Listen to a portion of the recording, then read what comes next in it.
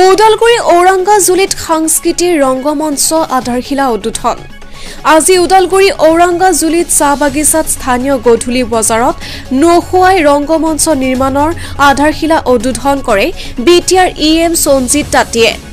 এই নুৱাখাই ৰংগমঞ্চখন নিৰ্মাণত মুঠ ৩৫ লাখ টকাৰ বাজেটৰ হয় বুলি জানিবলৈ দিয়ে। বিটিআৰ কাৰ্যবাহী সদস্য EM সঞ্জিত তাঁতীয়ে বিটিআৰ চৰকাৰক ধন্যবাদেৰে এই চৰকাৰক অধীনত আৰু এনেদৰে চৰকাৰখনে ওদালগুৰি বিটিআৰবাসী ৰাইজক সঁহাৰি আগবঢ়াই থাকিব বুলি জনায়। আজিৰ এই আধাৰশিলা উদ্বোধনী কাৰ্যসূচীৰ উপস্থিতি ৰাইজৰ সহযোগত সফল কৰে। ভেৰগাঁৱৰ পৰা তীৰ্থ শৰ্মাৰ ৰিপৰ্ট, হেডলাইন আছাম। আজিৰ পৰা আমি তাৰে ভূমি পূজন কৰি পেলাই এটা কাম আৰম্ভ কৰিছোঁ।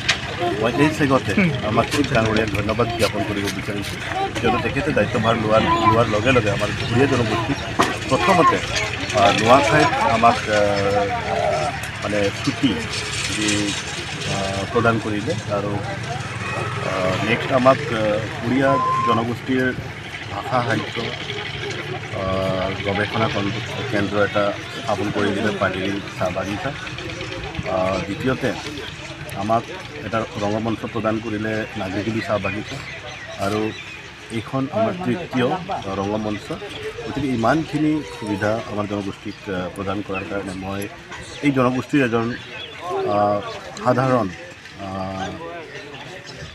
মানুহ হিচাপে মই তেখেতক আন্তৰিক ধন্যবাদ জ্ঞাপন কৰিব বিচাৰিছোঁ। আৰু ইয়াৰ দ্বাৰা এই আমাৰ কি হয়, আমি জনগোষ্ঠীটোৰ নিজৰ ভাষা সংস্কৃতি পৰম্পৰা এইবিলাক গোটেইখিনি ধৰি ৰাখিব পাৰোঁ। আমি সকলোৱে একত্ৰিত হৈ পেলাই আমি আঞ্চলিক ভিত্তিত হওক বা জিলা পৰ্যায়ত আমি পৰ্ববিলাক আমি উদযাপন কৰোঁ। গতিকে খুব ভাল লাগিছে, ইয়াতে সকলোৱে আহিছে আজি আৰু সকলোৰ মুখত হাঁহি দেখা পাইছোঁ মই যে আমাৰ যি জনগোষ্ঠীয় কলা সংস্কৃতি ৰক্ষাৰ কাৰণে যিখিনি আমাক লাগে আমি এটা এটাকৈ আমি চৰকাৰ তৰফৰ পৰা আমি লাভ কৰি আছোঁ। গতিকে মই নিজকে সৌভাগ্যৱান মানিছোঁ যে এইবিলাক কাৰ্যত মই সাক্ষী হিচাপে হওক বা মই যে জড়িত আছোঁ তাৰ কাৰণে মই নিজকে সৌভাগ্যৱান। ধন্যবাদ।